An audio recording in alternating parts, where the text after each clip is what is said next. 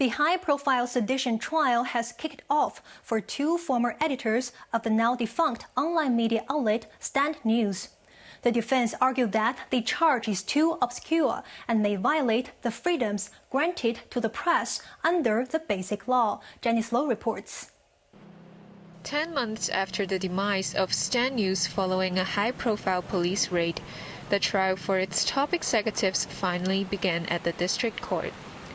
Former editor-in-chief Chung Pui-Kun and his successor Patrick Lam, as well as the pro-democracy outlet's parent company, Best Pencil Hong Kong Limited, each faced a charge of conspiracy to publish seditious materials.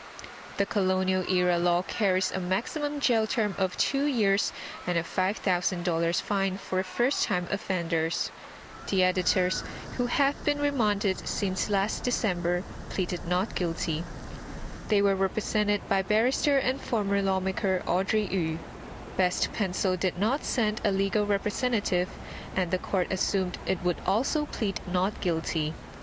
A number of legal disputes were brought forward today. Yu questioned the validity of some articles the prosecution intended to submit as evidence. She noted that 10 of the 17 reports were published more than 6 months before charges were pressed, therefore exceeding the time limit and should be chalked off. The defense also argued that the charge is too obscure and may violate the freedoms enshrined under the Basic Law and the Bill of Rights Ordinance. It also believed the prosecution will have to prove the defendants had seditious intent and not just whether they were aware the materials were seditious. The judge will rule on the arguments tomorrow.